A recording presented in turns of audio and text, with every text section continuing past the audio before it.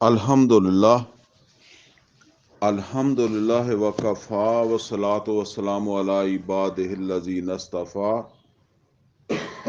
خصوصاً علی افضلہم وخاتم النبیین محمد الامین وعلی آلہ واصحابہ اجمعین. اعوذ باللہ من الشیطان الرجیم. بسم اللہ الرحمن الرحیم. قال اللہ عز وجل فی کتابہ الکریم وَمَن يَبْتَغِ غَيْرَ الْإِسْلَامِ دِينًا فَلَن يُقْبَلَ مِنْهُ وَهُوَ فِي الْآخِرَةِ مِنَ الْخَاسِرِينَ. كَيْفَ يَهْدِي اللَّهُ قَوْمًا كَفَرُوا بَعْدَ إِيمَانِهِمْ وَشَهِدُوا أَنَّ الرَّسُولَ حَقٌّ وَجَاءَهُمُ الْبَيِّنَاتُ واللہ لا یہدی القوم الظالمین. اولئک جزاؤہم ان علیہم لعنۃ اللہ والملائکۃ والناس اجمعین خالدین فیہا لا یخفف عنہم العذاب ولا هم ینظرون إِلَّا الَّذِينَ تَابُوا مِن بَعْدِ ذَلِكَ وَأَصْلَحُوا فَإِنَّ اللَّهَ غَفُورٌ رَّحِيمٌ. إِنَّ الَّذِينَ كَفَرُوا بَعْدَ إِيمَانِهِمْ ثُمَّ ازْدَادُوا كُفْرًا لَّن تُقْبَلَ تَوْبَتُهُمْ وَأُولَٰئِكَ هُمُ الضَّالُّونَ.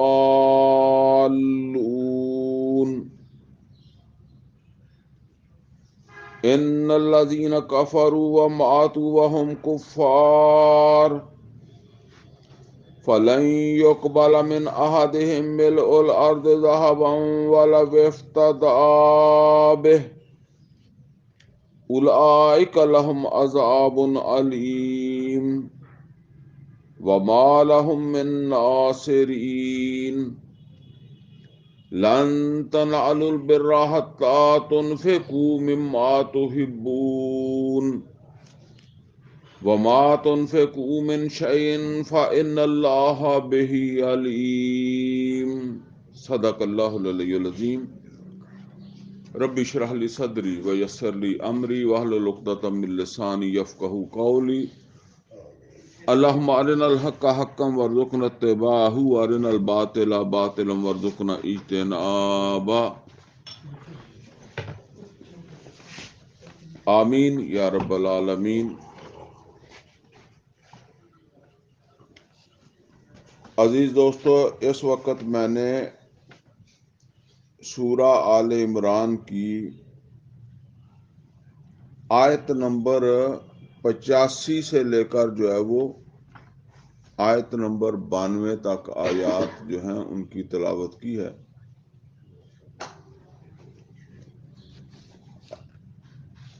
ان آیات کے جو پس منظر میں جو موضوع آج بیان ہو رہا ہے، یہ اس کو ہم دو حصوں کے اندر تقسیم کریں گے. آپ یوں سمجھ لیں کہ اس کا پہلا حصہ جو ہے نا وہ اس وقت میں بیان کروں گا.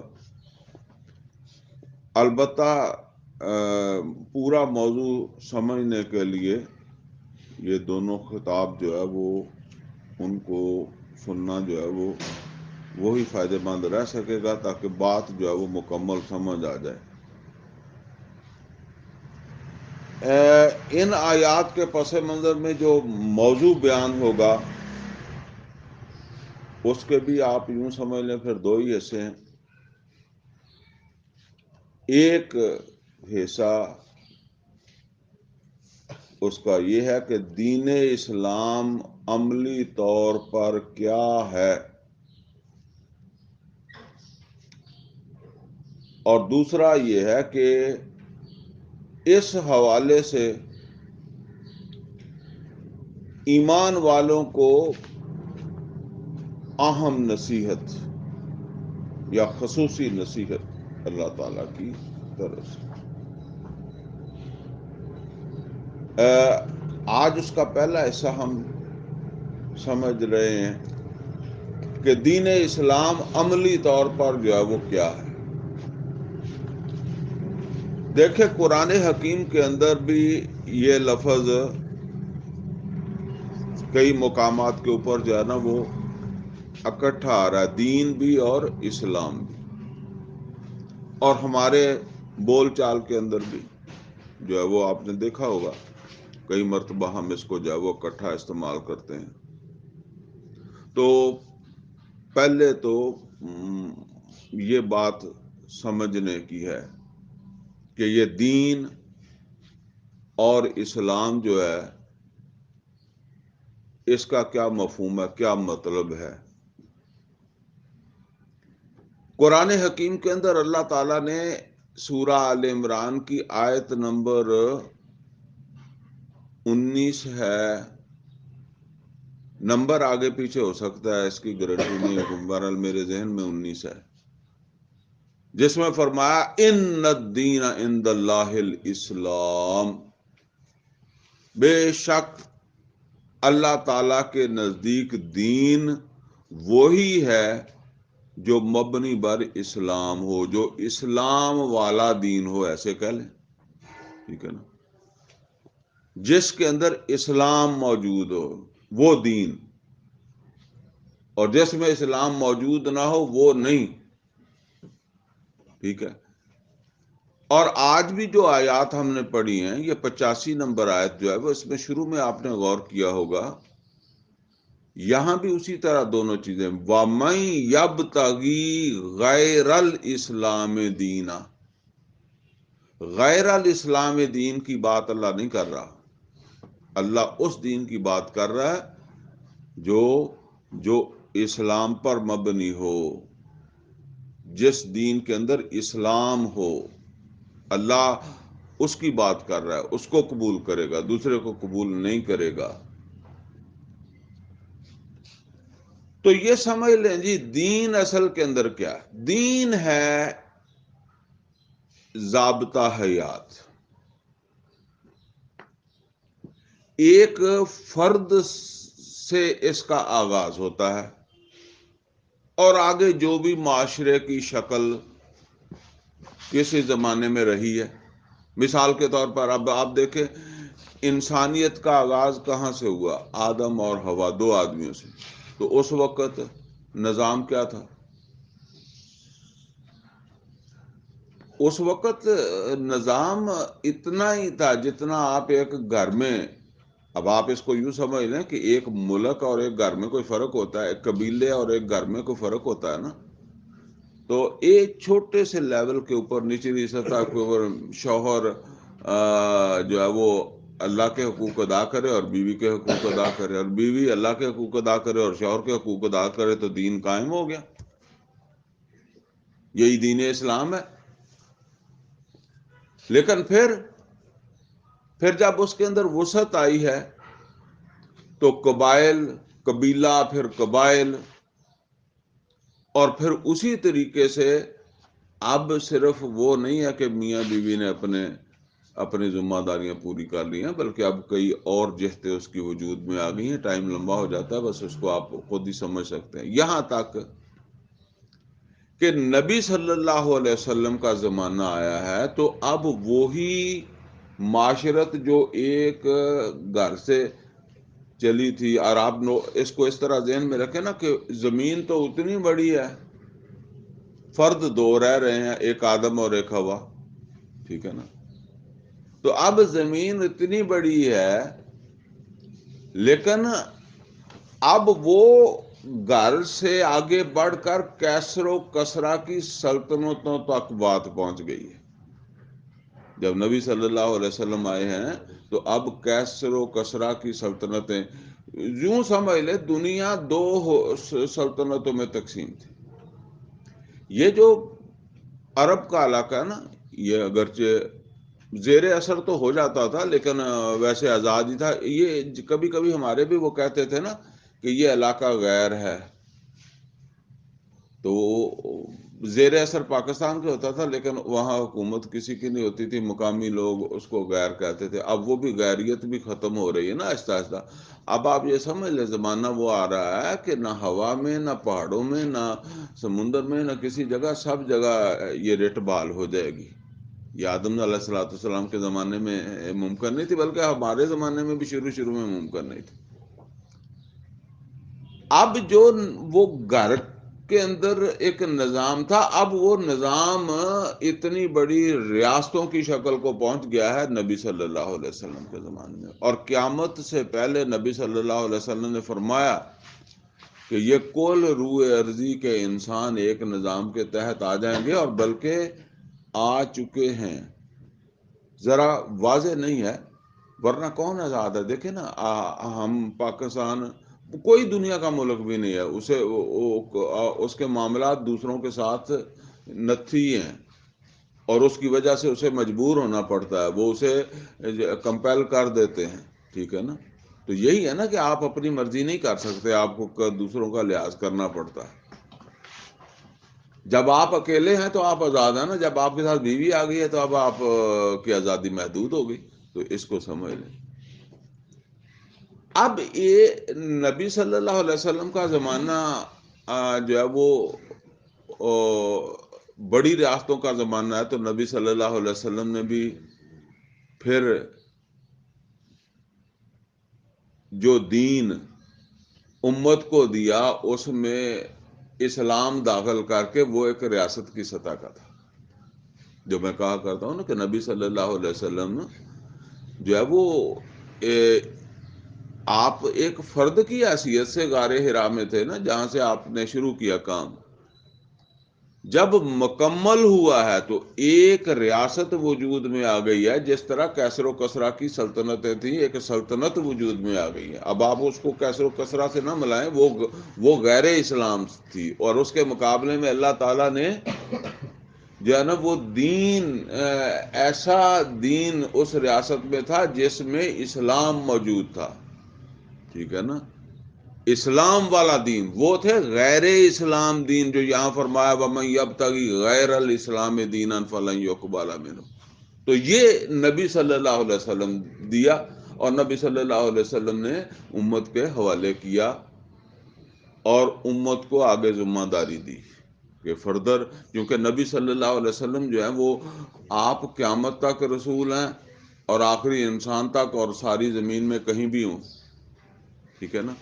تو اب یہ آگے اس کو امت کے سپرد اللہ تعالیٰ نے جو ہے وہ کر دیا کہ ایک کام محمد اور رسول اللہ صلی اللہ علیہ وسلم نے کر دیا ہے، اور اب آگے ساری زمین ہے اور سارے انسان ہے، اور یہ کام آگے تم نے لے کر چلنا ہے.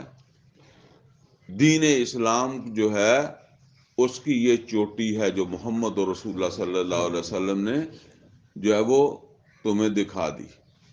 جہاں تک محمد اور رسول اللہ صلی اللہ علیہ وسلم نے اس کو جو ہے وہ پہنچا دیا. یہ دین ہے جی. اچھا، اب ذرا غور کریں، جب محمد اور رسول اللہ صلی اللہ علیہ وسلم مکہ میں تھے، آپ اس وقت بھی ظلم نہیں کر رہے تھے. آپ کا تو ظلم ثابت نہیں ہے کہ آپ نے کسی کے اوپر کیا ہو، لیکن کیا معاشرے میں ظلم تھا کہ نہیں تھا؟ تھا.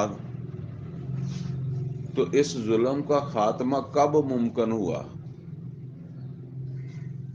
جب وہ سسٹم قائم ہوا، جو اسلام کا سسٹم تھا وہ قائم ہوا، وہ نظام قائم ہوا. یہ اس نظام کی اہمیت ہے. سبحان اللہ. ٹھیک ہے نا؟ اب اس کو ہم نے سمجھنا ہے.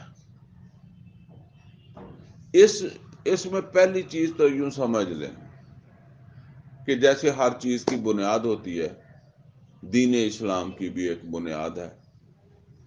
نبی کریم صلی اللہ علیہ وسلم نے فرمایا بنی الاسلام علی خمسن، اسلام کی بنیاد 5 چیزوں کے اوپر ہے: شہادت اللہ الہ الا اللہ وان محمدا عبدہ ورسولہ، واقام الصلاۃ وایتاء الزکوٰۃ وصوم رمضان وحج البیت من استطاع الیہ سبیلا. ماشاءاللہ آپ سب جانتے ہیں، مجھے اس کی زیادہ وضاحت کی ضرورت نہیں ہے نا۔ اشہد اللہ الہ الا اللہ و اشہد ان محمد عبدہ و رسولہ، یہاں سے بات شروع ہوئی ہے۔ پھر نماز ہے، روزہ ہے، حج ہے، جس کے پاس بھی جو ہے وہ وسعت ہو، زکوٰۃ کی ادائیگی ہے، یہ ارکان اسلام، ان کو نبی صلی اللہ علیہ وسلم نے بنیاد قرار دیا۔ یہ متفق علیہ حدیث ہے، ٹھیک ہے نا، یعنی بخاری مسلم دونوں کی روایت۔ تو بنیاد جو ہوتی ہے وہ امارت نہیں ہوتی ہے، البتہ امارت کا ایک حصہ ہے، امارت میں شمار ہوتی ہے، امارت نہیں ہوتی۔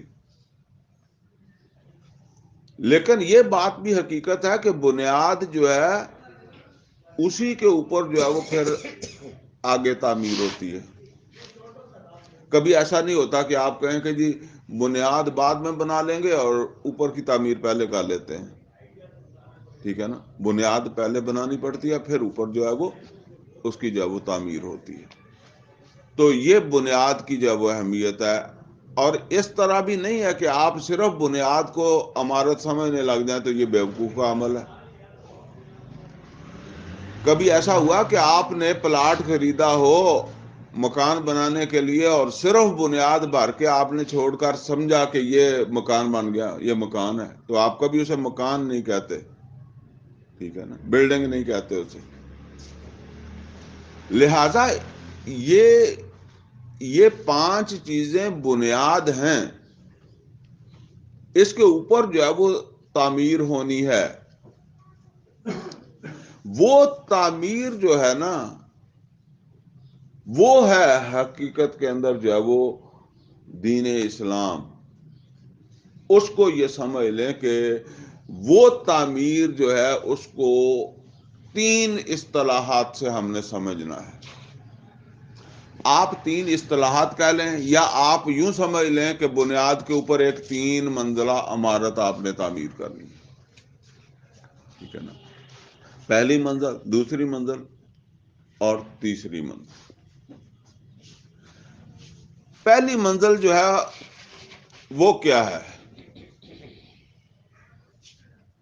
پہلی منزل یا پہلا مرحلہ وہ ہے عبادت۔ دوسری منزل یا دوسرا مرحلہ وہ ہے شہادت۔ تیسری منزل، تیسرا مرحلہ وہ ہے اقامت، اور یہ چوٹی ہے۔ بنیاد کے اوپر جو 3 مرحلے درکار ہیں، یا 3 منزلیں کہہ لیں، جو آپ نے بنیاد کے اوپر بنانے ہیں۔ نمبر 1 عبادت، نمبر 2 شہادت، نمبر 3 اقامت۔ اس کے حوالے سے جو ہے وہ بہت اہم موضوع ہے، توجہ کے ساتھ سنیں۔ عبادت کیا ہے؟ عبادت جو ہے نا وہ اس کو سمجھنے کے لیے پہلے عبد پر توجہ دیں۔ عبد کسے کہتے ہیں؟ عربی زبان کا لفظ ہے، عبداللہ، عبد الرحمن۔ عبد کہتے ہیں غلام کو، یا فارسی میں کہتے ہیں بندے کو۔ غلام تو سمجھ آتی ہے نا، بندہ نہ بھی سمجھ آتا تو، کیونکہ پنجابی میں بندہ کسی اور کو کہہ دیتے ہیں، لیکن میں فارسی والے بندے کی بات کر رہا ہوں، اور وہ غلام یا عبد جو ہے اسی کے ہی بالمقابل، یا اسی کا ترجمہ کہہ لیں، یا وہ اس کا ترجمہ کہہ لیں، جو بھی کہنا ہے، مترادف الفاظ۔ دیکھیں، غلام جو ہوتا ہے یا ہوتا تھا، اس کی حیثیت کیا ہوتی تھی اپنے آقا کے سامنے؟ ہمیں سمجھنے میں دشواری ہو رہی ہے۔ عرب کے اندر جو لوگ تھے، وہاں تو ہم پڑھتے ہیں نا کہ جی فلاں آدمی کا غلام اور فلاں کی کنیز، ٹھیک ہے نا، تو بالفعل غلام یا کنیزیں موجود ہیں نا، تو ان کو تو سمجھنے میں دشواری نہیں ہوتی کہ کنیز کی کیا حیثیت ہے، تو غلام کی کیا حیثیت ہے، غلام کس کو کہتے ہیں، ہے تو وہ انسان، لیکن اپنے آقا کے مقابلے میں اس کا کوئی حق نہیں ہے،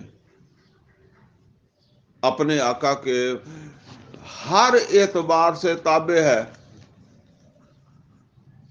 جس طرح آپ کے گھر کے اندر جو ہے وہ مرغی ہے، تو آپ اسے چاہے ذبح کر دیں اور چاہے اسے بیچ دیں، تو کوئی اگر آپ ذبح کرنے لگے تو کوئی آ کر کہتا ہے کہ تم تو بڑے ظالم ہو، کوئی احتجاج ہوتا ہے؟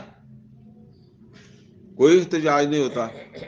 تو بلال رضی اللہ تعالیٰ عنہ کے بارے میں جب آپ پڑھتے ہیں تو آپ کو خیال نہیں آتا کہ لوگ احتجاج کیوں نہیں کرتے تھے جب سڑکوں کے اوپر گھسیٹا جاتا تھا، دھوپ میں لٹایا جاتا تھا؟ کبھی کوئی احتجاج کرنے والے کا بھی نام پڑا؟ کوئی نہیں پڑتا تھا۔ دیکھیں وجہ یہ ہے کہ معاشرے نے جس طرح آپ نے یہ تسلیم کر لیا کہ مرغی اس کی ہے اور یہ ذبح کر سکتا ہے، یہ اسے بیچ سکتا ہے، کسی کو فری دے سکتا ہے، ٹھیک ہے نا، کسی نے اپنا غلام کسی کو دے دیا، جاؤ تمہیں دے دیا، لے جاؤ، واسطے اس کا ہے، اب فری میں ہی دے دیا۔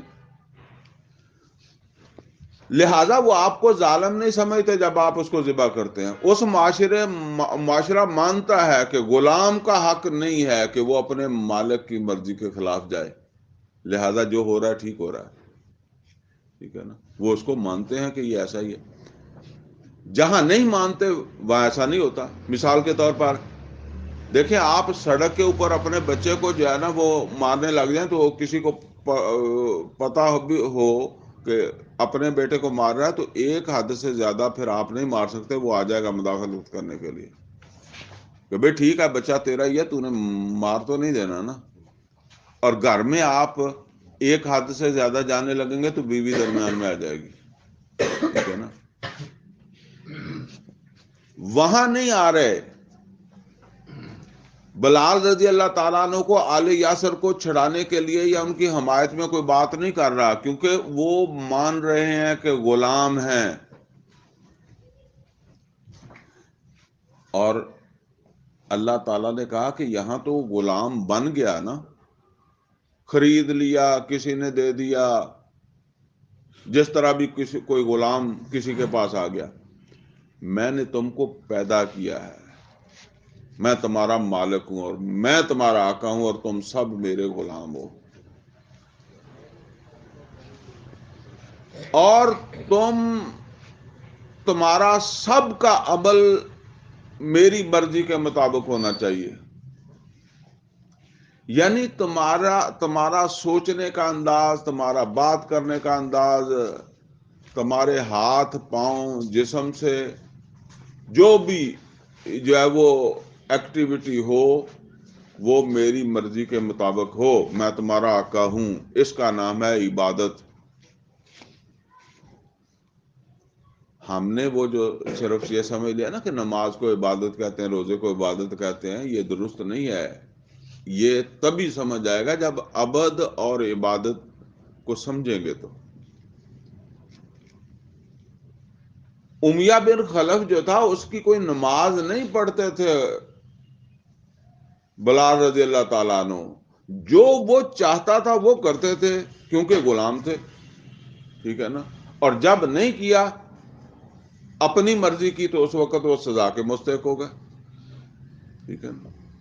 تو جب ہم اللہ تعالیٰ کی مرضی کے مطابق نہیں چلیں گے تو سزا کے مستحق ہو جائیں گے، ٹھیک ہے۔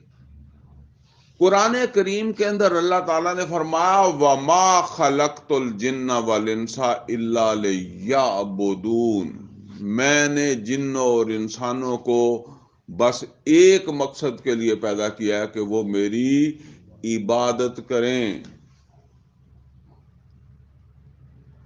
وہ میری عبادت کریں۔ اور عبادت کا مطلب میں نے ابھی سمجھایا ہے، کیونکہ ہمارا وہ پھر دوبارہ ذہن ادھر ہی چلا جائے گا، ٹھیک ہے نا۔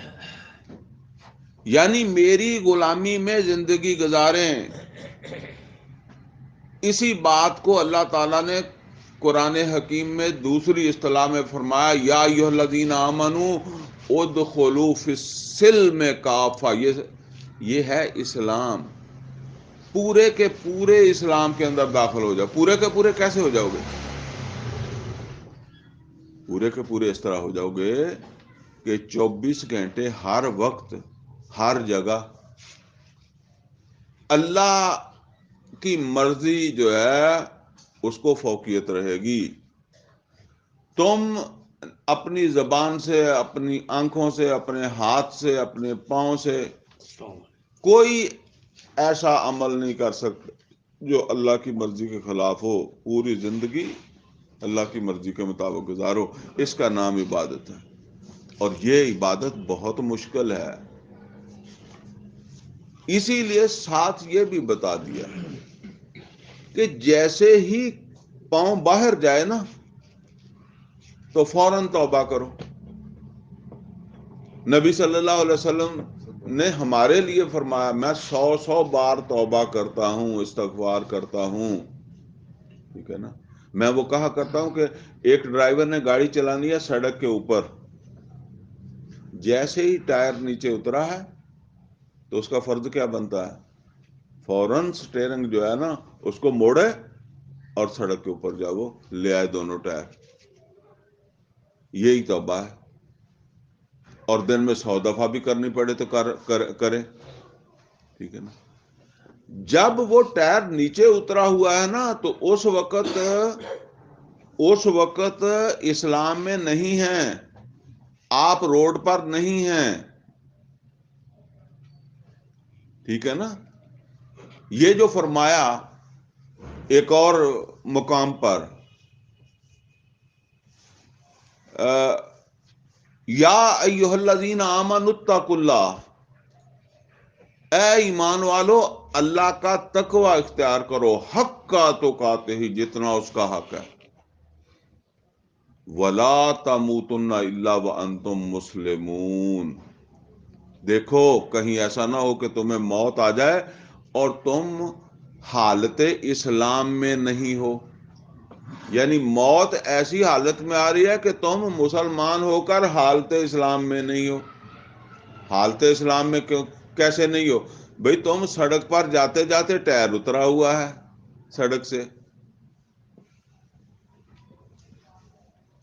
تم نے کلمہ پڑھا ہوا ہے، مسلمان ہو، اللہ کی نافرمانی یا اللہ کے رسول کی نافرمانی کی ہوئی ہے، یا اس کی ہے تو توبہ نہیں کی ہے،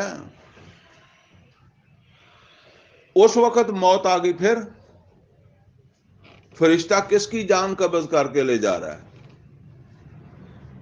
ہم لوگ تو یہ بھی نہیں سوچتے کہ کھایا ہوا حرام کا ہے، پہنا ہوا حرام کا ہے، اس کی تو دعا نہیں سنتا اللہ، تو وہ بھی جو ہے وہ ضرورت نہیں سمجھتا توبہ کرنے کی۔ وہ کوئی آدمی، نبی صلی اللہ علیہ وسلم نے فرمایا کتنا سفر کر کے آیا ہے اور کعبے کے پردے پکڑ پکڑ کر اللہ سے دعا کر رہا ہے یا رب یا رب، اللہ کیسے قبول کرے اس کا کھایا ہوا حرام کا، اس کا پہنا ہوا حرام کا، اس کی تو پرورش حرام سے ہوئی ہے۔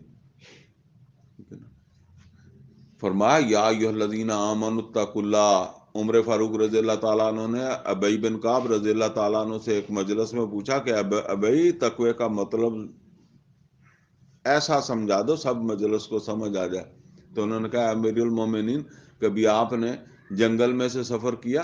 تو انہوں نے کہا میں تو بکریاں چرایا کرتا تھا۔ تو جنگل میں سے کیسے گزرتے تھے؟ جنگل کو سمجھ لیں، نیچے گھاس ہے، اس میں کوئی سانپ بچھو ہو سکتا ہے، پھر اوپر جو ہے نا وہ اس کی کوئی سڑک تو آپ جب بناتے ہیں تو وہاں کوئی درخت نہیں ہوتا سڑک کے اوپر، دائیں بائیں تو ہوتے ہیں، اوپر تو نہیں ہوتا، تو جنگل ہے، وہ تو آپ سیدھے نہیں جا سکتے، آپ جائیں گے تو آگے کوئی جھاڑی آ جائے گی، کوئی درخت آ جائے گا، پھر ایسے مڑنا پڑے گا، پھر کوئی آ جائے گا، ایسے مڑنا پڑے گا، ایسے ایسے بچتے بچاتے۔ وہ عربوں کا لباس ہوتا ہے کھلا کھلا، تو ابی ابن کعب رضی اللہ تعالیٰ عنہ نے اپنا لباس سمیٹا اور انہوں نے کہا کہ میں اپنا لباس سمیٹتا ہوں، عمر فاروق رضی اللہ تعالیٰ نے کہا میں اپنا لباس سمیٹتا ہوں تو بچتا بچاتا جنگل میں سے گزرتا ہوں۔ تو اس کا نام تقوی ہے۔ یا ایھا الذین آمنوا اتقوا اللہ حق تقاتہ ولا تموتن الا وانتم مسلمون. کہیں ایسا نہ ہو کہ جب فرشتہ جان لے کر جا رہا ہے تو تم حالت اسلام میں نہیں ہو، یعنی حالت فرما برداری میں نہیں ہو، تم اللہ کی نافرمانی کر رہے ہو. اطاعت کسے کہا گیا؟ فرمایا آتی اللہ و آتی الرسول، اطاعت کرو اللہ کی اور اس کے رسول صلی اللہ علیہ وسلم کی. فَإِن تَوَلَّيْتُمْ فَإِنَّمَا عَلَىٰ رَسُولِنَا الْبَلَاغُ الْمُبِينُ. اگر تم اطاعت نہیں کرتے اللہ کی اس کے رسول صلی اللہ علیہ وسلم کی تو پھر رسول کی ذمہ داری ختم ہو گئی ہے. انہوں نے بتانا تھا، اللہ نے بتانا تھا. وَمَا أَرْسَلْنَا مِن رَّسُولٍ إِلَّا لِيُطَاعَ بِإِذْنِ اللَّهِ. اطاعت کرو اللہ کی کے رسول کی، یہی اس کا حکم ہے.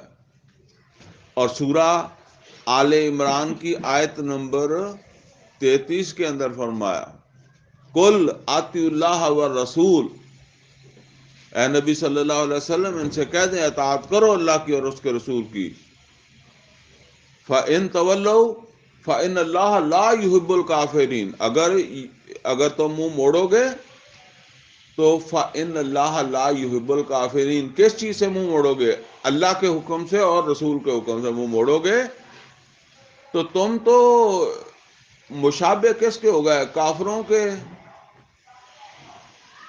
فَإِنَّ اللَّهَ لَا يُحِبُّ الْكَافِرِينَ. تو اللہ کو ایسے اطاعت نہ کرنے والوں سے کوئی محبت نہیں ہے. میں کئی دفعہ سمجھا چکا ہوں کہ حکم کی یہ اہمیت ہے. اللہ کا ہے یا اللہ کے رسول صلی اللہ علیہ وسلم کا حکم،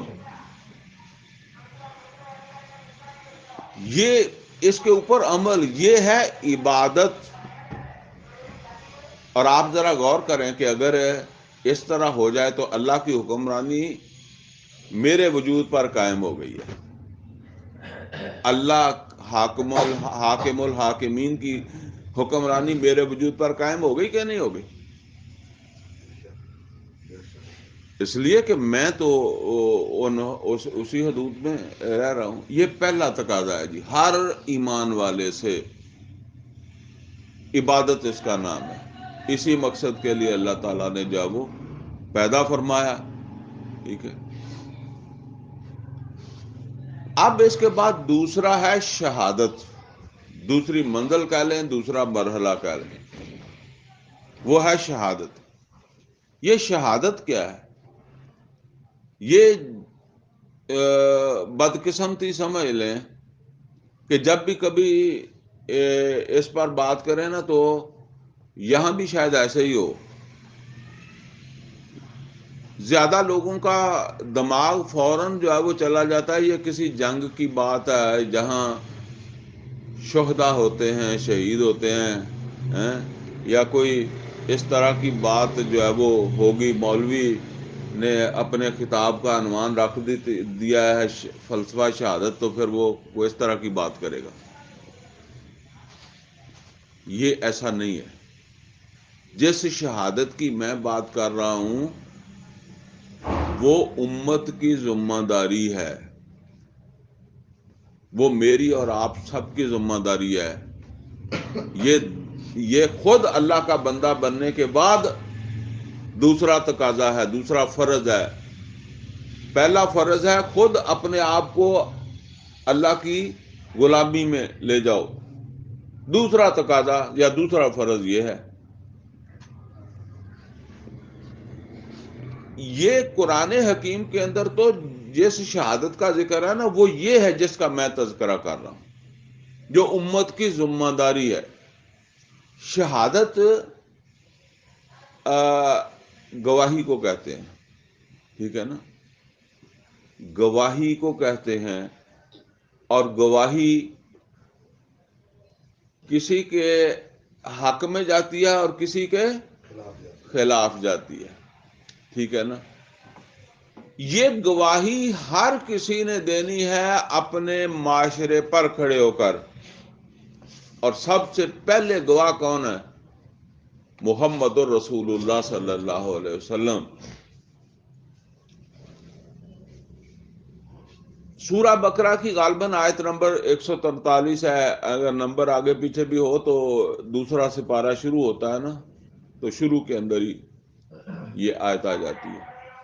وَكَذَلِكَ جَعَلْنَاكُمْ أُمَّةً وَسَطًا لِتَكُونُوا شُهَدَاءَ عَلَى النَّاسِ وَيَكُونَ الرَّسُولُ عَلَيْكُمْ شَهِيدًا۔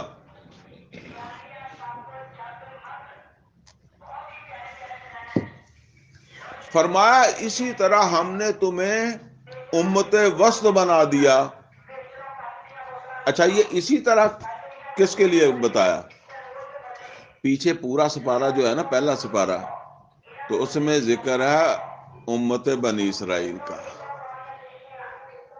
اور امت بنی اسرائیل کی خرابیوں کا تذکرہ ہے، اور پھر اس میں یہ سب مضمون بتایا گیا ہے کہ ان میں یہ خرابیاں تھیں، یہاں تک کہ ان کے اوپر جو ذمہ داری تھی نا شہادہ پیش کرنے کی دنیا کے سامنے، تو انہوں نے شہادہ نہیں پیش کیا، جس طرح آج ہم بھی نہیں پیش کر رہے، تو شہادے کو پیش نہیں کیا تھا، تو اب شہادے کو پیش کرنے کے لیے تمہیں امت بنا دیا گیا ہے، اس کو ریجیکٹ کر دیا گیا، اس کے جرموں میں سے بڑا جرم یہ تھا وَمَنْ أَظْلَمُ مِمَّنْ كَتَمَ شَهَادَةً عِنْدَهُ مِنَ اللَّهِ، یہ پہلے سپارے کے بالکل اینڈ پہ جا کر وَمَنْ أَظْلَمُ مِمَّنْ كَتَمَ شَهَادَةً عِنْدَهُ مِنَ اللَّهِ، تو وہ اس کو تو ظالم کہہ کے رد کر دیا۔ وَكَذَلِكَ جَعَلْنَاكُمْ أُمَّةً وَسَطًا، اب اسی طرح سے تم کو امت بنا دیا، وہ ریجیکٹ کیا، تمہیں لایا گیا۔ وَكَذَلِكَ جَعَلْنَاكُمْ أُمَّةً وَسَطًا لِتَكُونُوا شُهَدَاءَ عَلَى النَّاسِ، یعنی لوگوں کے سامنے وہ، اچھا انہوں نے پوری دنیا کے سامنے نہیں دینی تھی، انہوں نے دینی تھی بنی اسرائیل کے سامنے، لیکن انہوں نے نہیں دی، تو اب تمہیں پوری دنیا کے سامنے گواہ کے طور پر جو ہے وہ گواہی دینے کے لیے، شہادہ پیش کرنے کے لیے جو ہے وہ امت بنایا گیا۔ وَكَذَلِكَ جَعَلْنَاكُمْ أُمَّةً وَسَطًا لِتَكُونُوا شُهَدَاءَ عَلَى النَّاسِ وَيَكُونَ الرَّسُولُ عَلَيْكُمْ شَهِيدًا، اور رسول ہو جائیں گے تمہارے اوپر گواہ، تمہارے اوپر شہید، یعنی رسول یہ اکیلے محمد رسول اللہ صلی اللہ علیہ وسلم نہیں، ہر نبی رسول کی یہ ذمہ داری تھی کہ اللہ کی طرف سے جو اسے شہادہ ملا ہے، یہ ہے شہادہ، یہ قرآن ہمارا شہادہ ہے، اس کو پیش کر دینا، یعنی جس طرح یہ الفاظ کے ساتھ پیش کر دینا، دوسرا اپنے عمل کے ساتھ، دو طرح سے یہ گواہی دے دینا۔ اور قیامت کے دن سب سے پہلے اللہ کے رسول کھڑے ہوں گے، اور رسول صلی اللہ علیہ وسلم یہ کہیں گے کہ اللہ تو نے جو مجھے پیغام دیا تھا، جو قرآن دیا تھا، وہ میں نے اپنے عمل کے ذریعے سے بھی اور الفاظ کے ساتھ بھی جو وہ پہنچا دیا، اور جن لوگوں تک میں پہنچ سکتا تھا، جتنی میرے پاس صلاحیتیں تھیں، جتنے میرے پاس وسائل تھے، اور وہ بندے ان سے پوچھ لیں۔ اور آپ کو پتا کہ نبی صلی اللہ علیہ وسلم نے یہ گواہی دنیا میں بھی لے لی تھی۔ جب سن 10 میں آپ گئے تھے حج کے لیے، تو آپ نے پوچھا تھا کہ میں نے تمہیں پہنچا دیا، 1.25 لاکھ کا مجمع تھا نا، تو انہوں نے کیا کہا؟ اللہ کے رسول آپ نے پہنچایا نہیں، پہنچانے کا حق ادا کر دیا۔ حق صرف جو ہے نا وہ الفاظ سے نہیں ہوتا، ساتھ پریکٹیکل بھی کر کے دکھا دیا۔ تو یہ ہے شہادت۔ پھر اب جب محمد رسول اللہ صلی اللہ علیہ وسلم یہ کھڑے ہو کر کہہ دیں گے کہ میں نے تو پہنچا دیا، یا تو کوئی کھڑا ہو کر سامنے کہے کہ نہیں پہنچایا، معاذ اللہ یہ ٹھیک نہیں کہہ رہے، پھر تو اس کی انکوائری ہو جائے گی نا کہ جی چلیں یہ کہہ رہے ہیں کہ نہیں ٹھیک ہے، تو وہ تحقیقات کروا لے گا اللہ یا کر دے گا، لیکن وہاں کسی نے کیا جھوٹ بولنا ہے، اور محمد رسول اللہ صلی اللہ علیہ وسلم نے پہنچایا ہے۔ اب ان کی باری آ جائے گی کہ تم بتاؤ تم نے کتنا عمل کیا، تم نے پھر اپنے عمل اور زبان سے جو ہے وہ اس کو آگے جس طرح تم نے محمد رسول اللہ صلی اللہ علیہ وسلم کو دیکھا تھا کہ انہوں نے پہنچایا، تم نے بھی آگے پہنچایا کہ نہیں پہنچایا؟ اور چلتے چلتے ہمارا نمبر بھی آ جائے گا اور ہمیں بھی یہ گواہی دینی پڑے گی۔ یہ ہے جو فرمایا وَكَذَلِكَ جَعَلْنَاكُمْ أُمَّةً وَسَطًا لِتَكُونُوا شُهَدَاءَ عَلَى النَّاسِ وَيَكُونَ الرَّسُولُ عَلَيْكُمْ شَهِيدًا، رسول بھی تمہارے اوپر شہید بن کر کھڑے ہوں گے، اور تمہیں اپنے ماحول اور معاشرے میں اور جو ہے وہ شہید بن کر کھڑا ہونا پڑے گا۔ یا تو وہ شہادت تم نے دی نہیں ہوگی تو تم مجرم ہو، اور اگر دے دی ہوگی تو پھر جیسے کہتے ہیں کہ میں نے بال ادھر پھینک دیا، اب اس کی ذمہ داری تھی گرنے نہ دیتا، وہ آگے پہنچاتا۔ اور قرآن کریم میں اللہ تعالیٰ نے فرمایا یا ایھا الذین آمنوا کونوا قوامین بالقسط شہداء للہ، شہداء للہ، اللہ کی طرح سے گواہ بن کر کھڑے ہونا ماں، ٹھیک ہے نا؟ تو یہ سورہ نساء کی آیت نمبر 41 میں بھی یہ مضمون آیا، اور ایک صحابی پڑھ رہے تھے، نبی صلی اللہ علیہ وسلم سن رہے تھے، اور نبی صلی اللہ علیہ وسلم کی آنکھوں میں آنسو آ گئے تھے۔ آیت نمبر 41 فرمایا فَكَيْفَ إِذَا جِئْنَا مِنْ كُلِّ أُمَّةٍ بِشَهِيدٍ وَجِئْنَا بِكَ عَلَىٰ هَٰؤُلَاءِ شَهِيدًا۔ اس دن کو یاد رکھا کرو، فَكَيْفَ إِذَا جِئْنَا مِنْ كُلِّ أُمَّةٍ بِشَهِيدٍ، جب ہم ہر امت میں سے ایک شہید کھڑا کر لیں گے، اس کا پیغمبر پہلے کھڑا ہوگا نا، ٹھیک ہے نا؟ تو تم یہ سوچو تمہاری پوزیشن کیا ہوگی جب اس نے کھڑے ہو کر کہہ دیا کہ میں نے تو سمجھا دیا تھا، اور میں نے تو پہنچا دیا تھا، تو میں نے تو کر کے دکھا دیا تھا۔ پھر تو تمہارے اوپر جرم ثابت ہو گیا اگر تم نے اس کو جو ہے وہ اسی طرح آگے نہیں پہنچایا تو۔ فَكَيْفَ إِذَا جِئْنَا مِنْ كُلِّ أُمَّةٍ بِشَهِيدٍ وَجِئْنَا بِكَ عَلَىٰ هَٰؤُلَاءِ شَهِيدًا، اے نبی صلی اللہ علیہ وسلم، جیسے دوسرے پیغمبروں کو شہید کے طور پر کھڑا کیا جائے گا، آپ کو بھی شہید کے طور پر کھڑا کیا جائے گا۔ نبی صلی اللہ علیہ وسلم کی آنکھوں میں آنسو آ گئے تھے، ٹھیک ہے نا؟ اتنی یہ کہ وہاں جیسے کہتے ہیں کہ یہاں یہ ایسے حساب دینا ہے، اسی لیے ہے تبلیغ۔ اور وہ تبلیغ کس چیز کی ہے؟ شہادہ میں نے کس کو کہا؟ قرآن کو کہا۔ تو اللہ نے کیا فرمایا؟ 67 نمبر آیت ہے سورہ مائدہ کی، یا ایھا الرسول بلغ ما انزل الیک من ربک، اے رسول صلی اللہ علیہ وسلم، بلغ حکم ہے، بلغ یبلغ تبلیغا ما انزل الیک، جو آپ کے اوپر آپ کے رب نے نازل کیا ہے یہ قرآن، اس کی تبلیغ کریں، اس شہادے کو آگے پیش کریں۔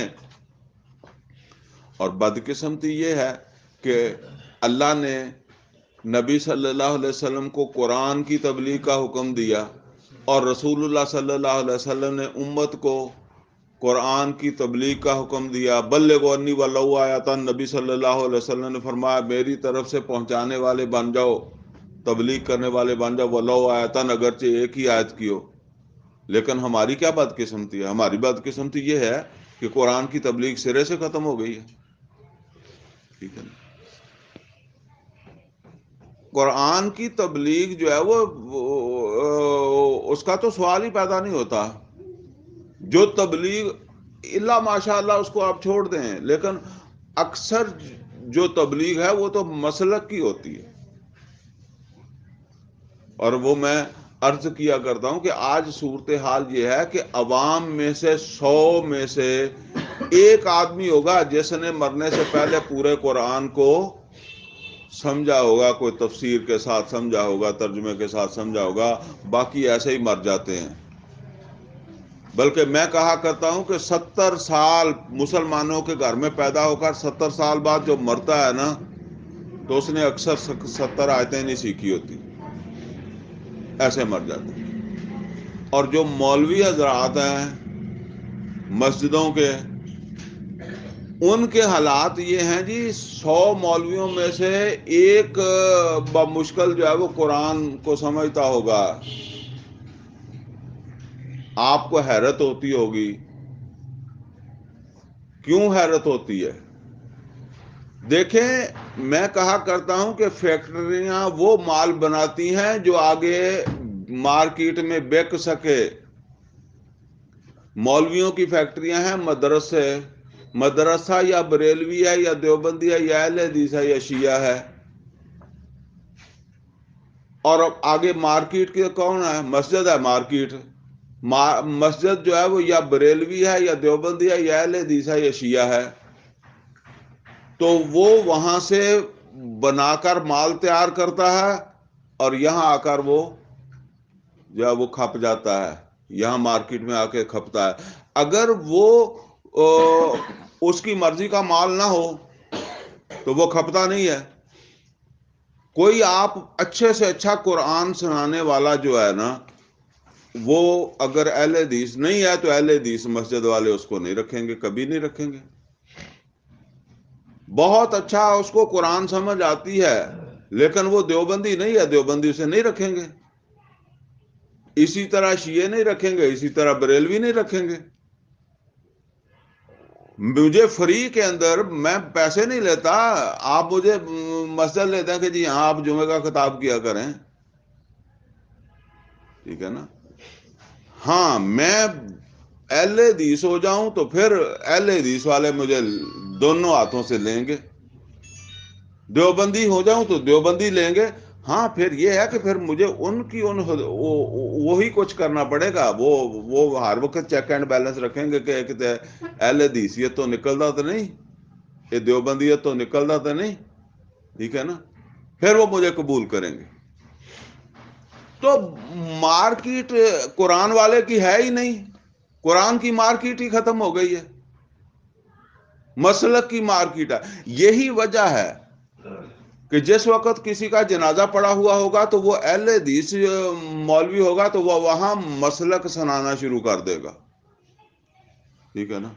وہ سارا وہ اپنا مسلک، اونچی پڑھنا چاہیے، سورہ فاتحہ پڑھنی چاہیے، یہ کرنا چاہیے، وہ کرنا چاہیے، ٹھیک ہے نا۔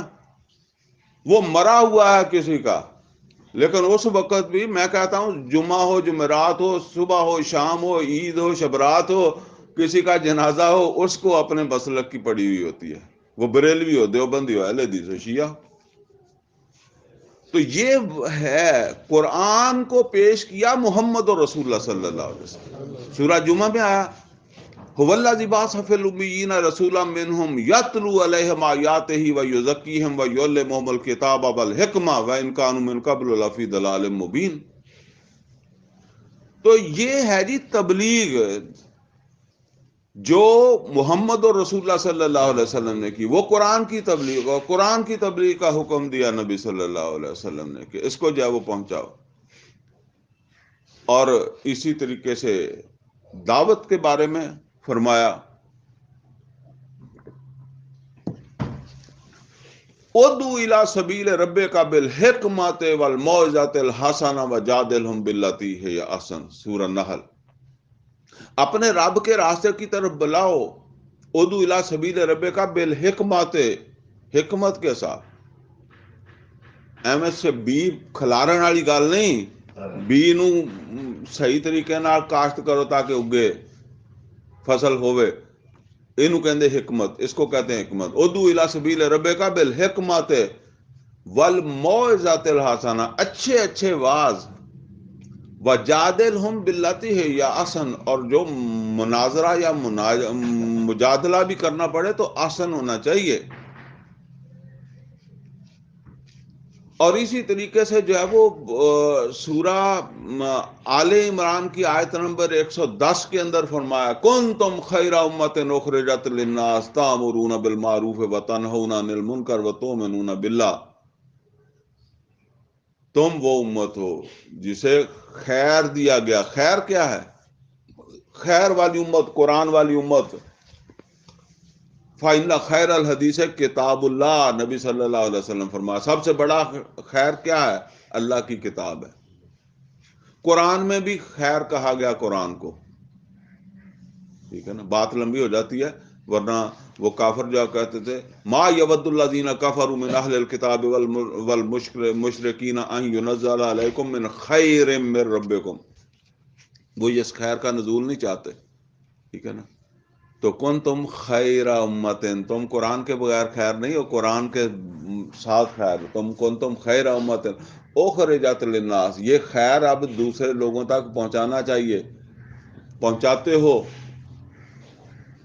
تامرون بالمعروف وتنہون عن المنکر، معروف کا حکم دیتے ہو، منکرات سے روکتے ہو. تؤمنون باللہ، اور تم خود ایمان رکھتے ہو، یقین رکھتے ہو اللہ کی بات پر، تبھی یہ کام کرتے ہو. تم اس بات پر یقین رکھتے ہو کہ یہ میری ڈیوٹی ہے، یہ شہادت علی الناس میری ڈیوٹی ہے، میری ذمہ داری ہے، تو ذمہ داری سمجھ کر ادا کر رہے ہو. باقی وہ ایک حدیث بھی ہے جس میں نبی صلی اللہ علیہ وسلم نے فرمایا ما من نبی بعث اللہ فی امت قبلی الا کان له فی امتہ حواریون و اصحاب یاخذون بسنتہ ویقتدون بامرہ ثم انها تخلف من بعدهم خلوف یقولون ما لا یفعلون ویفعلون ما لا یؤمرون فمن جاہدہم بیدہ فہو مومن ومن جاہدہم بلسانہ فہو مومن ومن جاہدہم بقلبہ فہو مومن ولیس وراء ذلک من الایمان حبۃ خردل. تو جو یہ کام نہیں کرتا تو اس کے پاس تو رائی کے دانے کے برابر ایمان بھی نہیں. تو اسی طریقے سے فرمایا کہ جو ہے نا وہ برائی کو طاقت سے روکو. من راء منکم منکرا فلیغیرہ بیدہ فإن لم یستطع فبلسانہ فإن لم یستطع فبقلبہ ذلک اضعف الایمان. یہ دوسری ڈیوٹی ہے شہادت. اور جو ہے نا وہ اسی سے پھر وہ شہادت بھی نکلی ہے کہ اسی مقصد کے میں بندے کی جان چلی جائے، ٹھیک ہے نا، تو وہ پھر اللہ کے راستے میں شہید ہے، ٹھیک ہے نا. تو جان نہ بھی جائے لیکن وہ اپنے ماحول اور معاشرے میں، کیونکہ اب خود تو چھری نہیں مارنی نا، چلی جائے تو چلی جائے، لیکن نہیں گئی. تم نے وہ نوح علیہ السلام بھی تو شہید ہیں، لوط علیہ السلام بھی شہید ہیں، محمد رسول اللہ صلی اللہ علیہ وسلم بھی شہید ہیں، لیکن کون سے شہید؟ یہ جو کام ہے. اسی میں پھر اگر حالات زیادہ ہی ایسے ہیں، کوئی ایسی صورتحال ہے جان چلی جائے تو بس یہ تو پھر شہادت کے اوپر ٹھپا ہی لگ گیا. کہتے اور کی کسر رہ گئی، بھائی جان ہی گئی، ٹھیک ہے نا. تو یہ ہے اصل کے اندر یہ شہید ہے جس کا ذکر ہے اور جس کے لیے اتنا جو ہے وہ قرآن میں کہا گیا. تو اس کا مطلب کیا ہے؟ مطلب یہ ہے کہ اب اپنے نبی صلی اللہ علیہ وسلم نے فرمایا کہ تم میں سے کوئی شخص اس وقت تک مومن نہیں ہو سکتا جب تک وہ اپنے بھائی کے لیے بھی وہی پسند نہ کرے جو اپنے لیے کرتا ہے. یہ مطلب ہے کہ جو ہے نا وہ ہمارے ایمان کا بھی تقاضا ہے کہ ہم اگر خود جو ہے وہ اپنے لیے جنت پسند کرتے ہیں تو دوسروں کے لیے کیوں نہیں کرتے. تو پہلا فرض عبادت، دوسرا شہادت. اور یوں سمجھ لیں جی اس سے تو کوئی مفر ہے ہی نہیں. تیسرے کی ابھی بات کرتے ہیں، لیکن یہ دو جو ہے نا یہ تو ایسے ہیں کہ نوح علیہ السلام نے بھی تیسرا نہیں کیا، نوح علیہ السلام نے، ٹھیک ہے نا. جو میں نے ابھی بات کرنی ہے وہ نہیں کی، اقامت والا کام نہیں ہوا، ٹھیک ہے. لیکن یہ دو تو کوئی بھی نہیں اس سے رہ سکتا، نہ ہم میں سے، نہ پہلے والوں میں سے، نہ بعد والوں میں سے. تیسرا یہ ہے کہ جب آپ اپنے معاشرے کے اوپر یہ گواہی دیں گے، فریضہ شہادت علی الناس ادا کریں گے، تو اس کے نتیجے میں یا تو معاشرہ متاثر ہوگا یا نہیں ہوگا، یا اس میں سے آپ کے ہمنوا پیدا ہو جائیں گے یا نہیں پیدا ہوں گے. تو جو نہیں پیدا ہوئے تو جس طرح لوط علیہ السلام یا شعیب علیہ السلام یا نوح علیہ السلام لگے رہے، ابراہیم علیہ السلام لگے رہے، بس شہادت دیتے دیتے اللہ کو پیارے ہو جائیں. تو آپ جو ہے نا، ہاں یہ ضرور ہے کہ حساب کس نے لینا ہے؟ اللہ نے لینا ہے۔ اس نے پوری جان ماری ہے، اس نے پوری صلاحیتیں لگائی ہیں، اس کے پاس وسائل کتنے تھے، اس کے پاس صلاحیتیں کتنی تھی، اس کے پاس وقت کتنا تھا، اس کی ترجیحات کیا تھی، یہ تو حساب ہونا ہے۔ نوح علیہ الصلوۃ والسلام سورہ نوح پڑھیں، اے اللہ میں نے ان کو رات کو بھی جا کر وہ سمجھایا، دن کو بھی سمجھایا، مجمعوں میں بھی سمجھایا، اکیلے اکیلے کو بھی وہ سمجھایا، ٹھیک ہے نا۔ تو اپنا پورا زور جو ہے نا، یہ حساب کسی میرے ورگے حساب سے نابلد نے نہیں لینا، جنہوں حساب نہ آندہ ہوئے۔ یہ حساب لینا ہے اللہ نے، اور اس نے ہی دی ہے صلاحیتیں، اس نے ہی وسائل دیے، اسی نے وقت دیا، اس کو پتا ہے کہ میں نے کتنا دیا تھا اور اس نے کتنا لگایا، یہ سچا ہے کہ جھوٹا ہے، ٹھیک ہے نا۔ تو اپنی طرف سے تو کسی پیغمبر نے جو ہے وہ کمی نہیں چھوڑی، اب نہیں تو نہیں، ٹھیک ہے نا۔ وہ میں نے بتایا پوری پلاننگ کے ساتھ، ادعو الی سبیل ربک بالحکمت، یہ نہیں کہ تم نے صرف یہ سمجھنا ہے کہ جی صرف ساڈا نہ ہو جائے، پوری پلاننگ کے ساتھ کہ کام تمہیں کامیابی ملے، پھر بھی نہیں ملتی تو بس۔ اور دوسری بات کیا ہے؟ دوسری بات یہ ہے کہ آپ کو اس معاشرے سے رسپانس ملا، جیسے محمد اور رسول اللہ صلی اللہ علیہ وسلم کو ملا، مناسب رسپانس مل گیا، تو اب اگلا کام ہے اقامت کا۔ اور وہ اقامت کیا ہے؟ کہ باقاعدہ اس طرح اللہ کی حکمرانی قائم ہو جائے، اللہ احکم الحاکمین کی حکومت قائم ہو جائے۔ اور وہ حکومت کیا کرے گی؟ وہ حکومت معروف کا حکم دے گی، منکرات سے روکے گی، خیر کی دعوت دے گی، اور اس کے بغیر صحیح معنوں میں نہ معروف کا حکم دیا جا سکتا ہے، نہ منکرات سے روکا جا سکتا ہے۔ دیکھیں میں کسی کو کیسے حکم دے سکتا ہوں؟ میرا مشورہ یہ ہے، میں کسی کو کیسے روک سکتا ہوں؟ ٹھیک ہے، میں کسی کو کچھ کہوں گا، 10 بندے اس کی طرف سے آ جائیں گے یا اس کا قبیلہ آ جائے گا، پھر یہ تو کوئی ایسا نظم ہو، سیٹ اپ ہو جو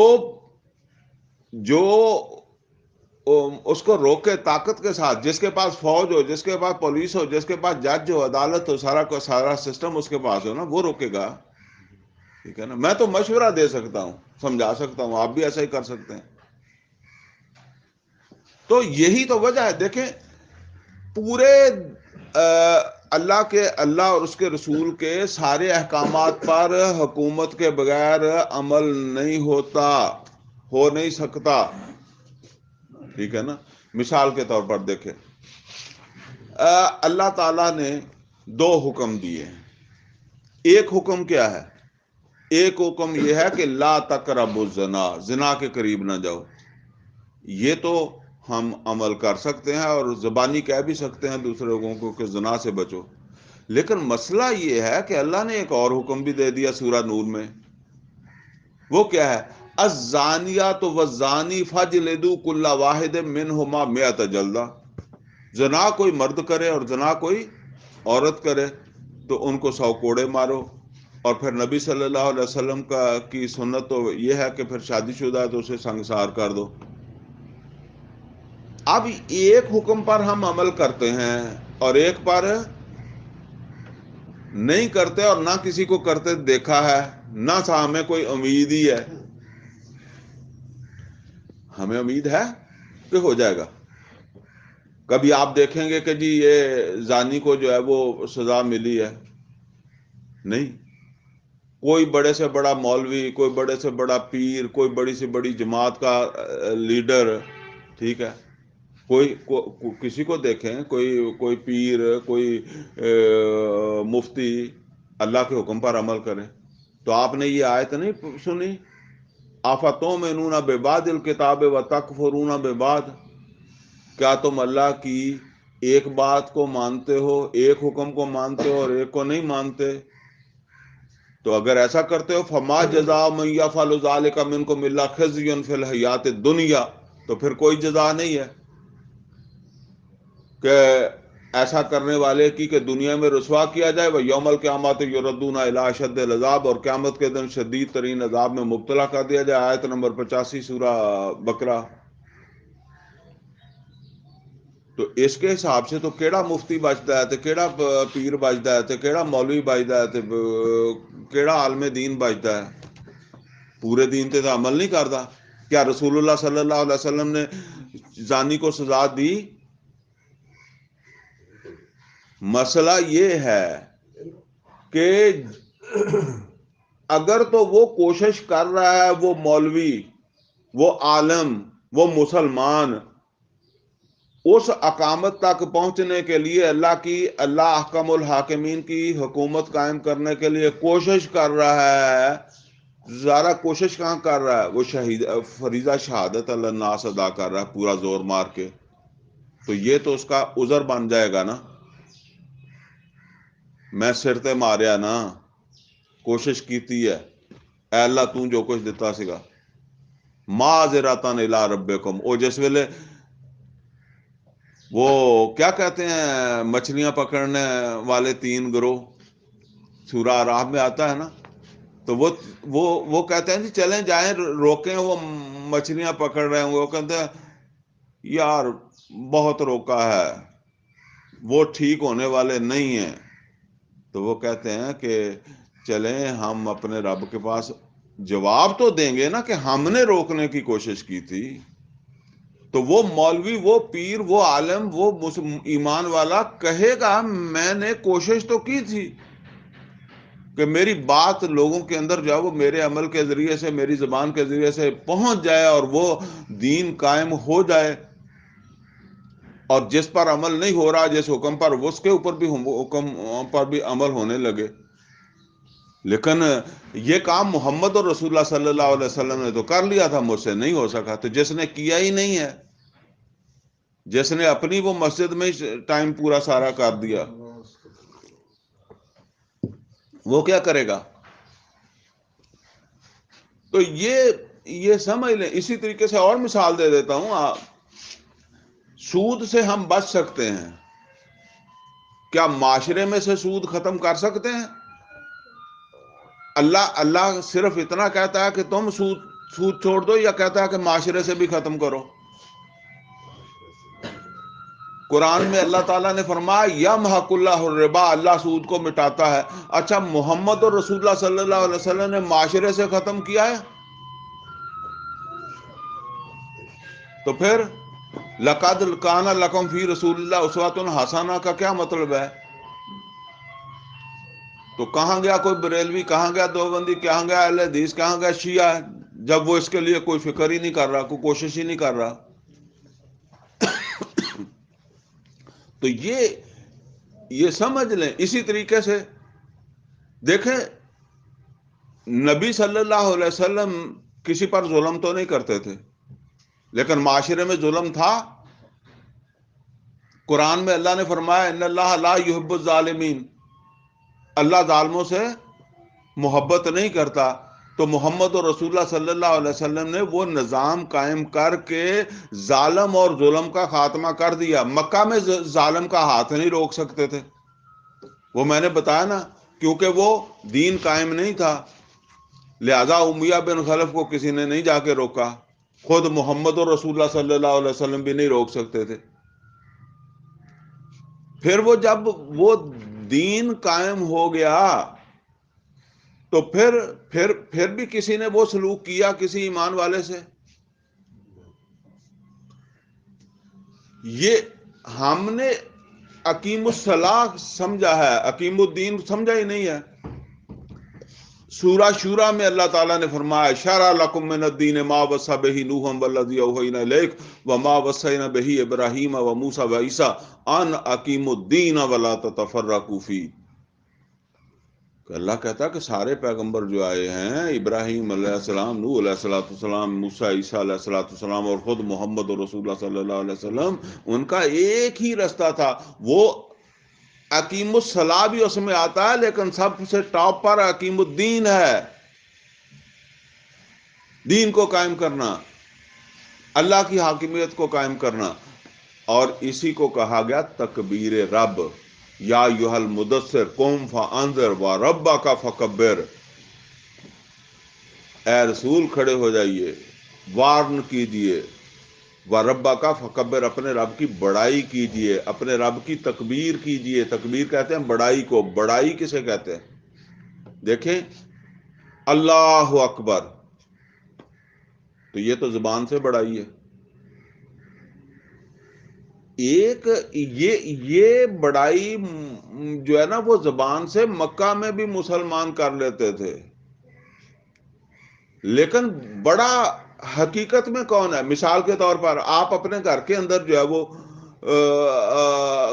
آپ کے گھر کا ایک بچہ جو ہے اس سے کوئی باہر پوچھتا ہے، اسے کہتا ہے کہ بیٹا تمہارے گھر میں بڑا کون ہے؟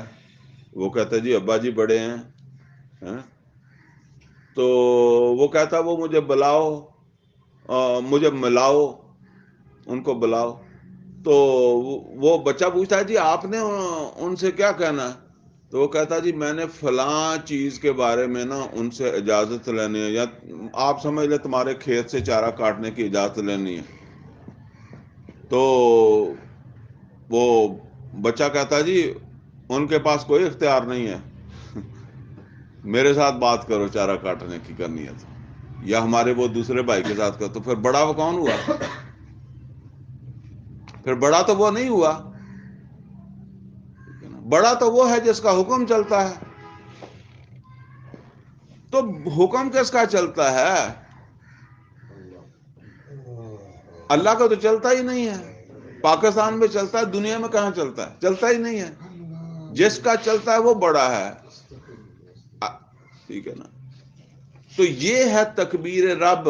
اور یہ اللہ کی چلانے کے لیے محمد رسول اللہ صلی اللہ علیہ وسلم نے مسجدوں سے بندے نکال کر تبوک لے کر گئے، جمعہ مسجد کے چھڑا کے تبوک پر لے کر گئے، بدر میں روزے چھڑوا دیے، احد میں نمازیں چھوڑ کر، خندق میں نمازیں چھوڑ کر انہیں خندق پر کھڑا کر دیا. اس کا یہ مطلب نہیں ہے کہ نمازیں جو ہے وہ، میں نے پہلے شروع میں اسی لیے بتایا کہ وہ بنیاد ہے، اس کی اہمیت ہے، لیکن اس کو بھی سمجھیں. ٹھیک ہے نا؟ یہ یہاں تک پہنچنا ہے. وہ علامہ اقبال نے کہا نا، یا وسط افلاک میں تکبیر مسلسل، یا خاک کی آغوش میں تسبیح و مناجات. یہ مسلک مردان خود آغا خدا مست، وہ مسلک ملا و نباتات جمادات. وہ کہتا ہے ایک تکبیر وہ تھی، اللہ اکبر، جب وہ میدان میں جاتے تھے تو نعرہ اللہ اکبر کی صدا لگاتے تھے جنگ، میدان جنگ میں. اور ایک یہاں مولوی جو ہے وہ مسجد میں ہی اللہ اللہ کرتا رہتا ہے، اللہ اکبر کرتا رہتا ہے تو تکبیر یہ بھی. لیکن وہ کہتا ہے کہ وہ یہ تکبیر جو ہے نا، یہ پہاڑ بھی کرتے ہیں، پودے بھی کرتے ہیں. وہ قرآن میں آیا نا، ام من شیء الا یسبح بحمدہ ولکن لا تفقہون تسبیحہم، یعنی ہر چیز اللہ کی تسبیح کر دی ہے، لیکن وہ مسلک مردان خود آگاہ خدا مست، وہ اپنے آپ سے آگاہ ہیں اور اپنے خدا کے ساتھ سچی محبت رکھنے والے لوگ ہیں، اور اس کی بڑائی کے لیے، ٹھیک ہے نا، وہ یہ کرتے ہیں. تو یا ایھا المدثر قم فانذر وربک فکبر. اسی طریقے سے دیکھیں سورہ بقرہ جو ہے نا، یہ بدر کی تیاری ہے. جنہوں نے سمجھ کر پڑھی ہے نا، بڑی زبردست صورت. بہرحال اللہ بدر کے کنارے لے گیا مسلمانوں کو، اور اس میں حکم بھی دیا. 193 نمبر آیت ہے. فرمایا وَقَاتِلُوهُمْ حَتَّى لَا تَكُونَ فِتْنَةٌ وَيَكُونَ الدِّينُ لِلَّهِ. جنگ کرو یہاں تک کہ دین اللہ کا ہو جائے. بدر ہو گئی تو اب مسئلہ یہ ہو گیا کہ جنگ تو کر لی، اللہ نے جنگ کا حکم دیا تھا، جنگ کر لی بلکہ جیت بھی لی.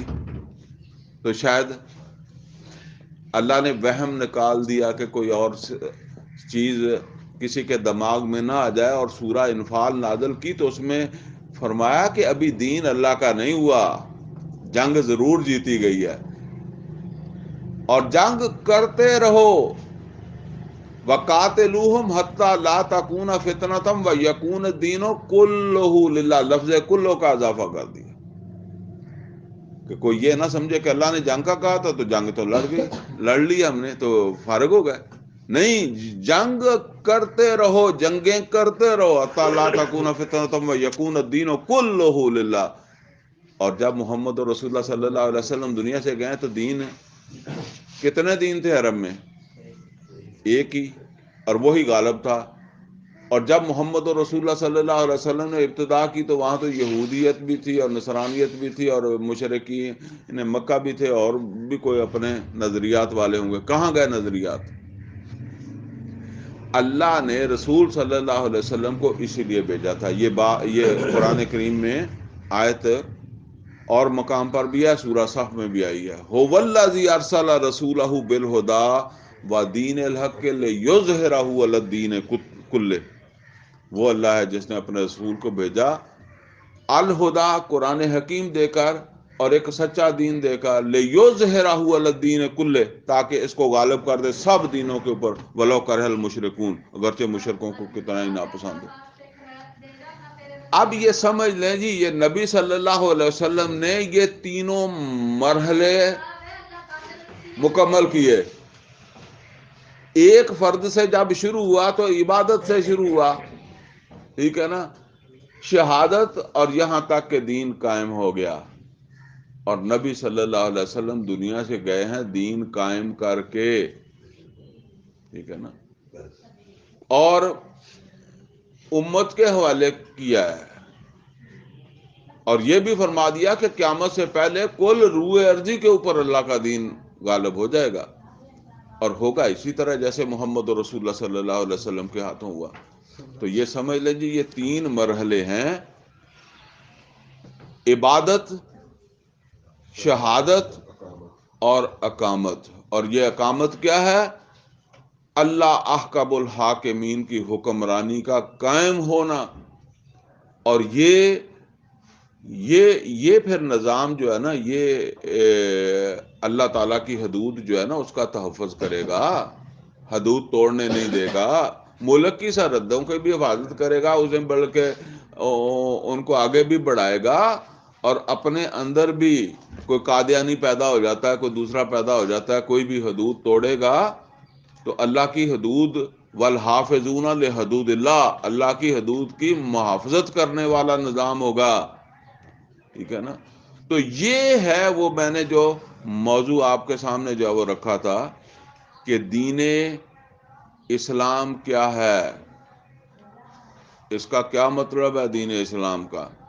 تو دین اسلام کا مطلب یہ ہے کہ ایک فرد سے لے کر ایک نظام تک اللہ کی فرما برداری، یہ پورا نظام اللہ کی فرما برداری کے اوپر جب وہ مبنی ہو جائے تو یہ ہے دین اسلام۔ اور اگر اس میں سے اسلام نکل جائے تو نظام تو رہ جاتا ہے، وہ پرویز مشرف کا بھی ہو سکتا ہے، وہ عمران خان کا بھی ہو سکتا ہے، وہ نواز شریف کا بھی ہو سکتا ہے، وہ کسی طاغوت کا ہو سکتا ہے، ٹھیک ہے نا۔ ہماری بدقسمتی یہ ہے کہ ہم ایک طاغوت کی جگہ دوسرے طاغوت کو پسند کرنے لگ جاتے ہیں، اور ہم اپنے فرض کو جو وہ نہیں پہچانتے۔ ہماری وفاداریاں اپنے مالک کے ساتھ ہونی چاہیے، اور یا پھر اپنے ساتھ ہونی چاہیے، کہ کم از کم میں تو دنیا سے جاؤں تو میں نے یہ شہادت کی ذمہ داری ادا کی ہو، شہادت علی الناس کی جتنی ذمہ داری میرے اوپر بنتی تھی وہ میں نے ادا کی ہو۔ اللہ تعالیٰ سے دعا ہے کہ اللہ ہمیں قرآن کا فہم عطا فرمائے، عمل کی توفیق عطا فرمائے۔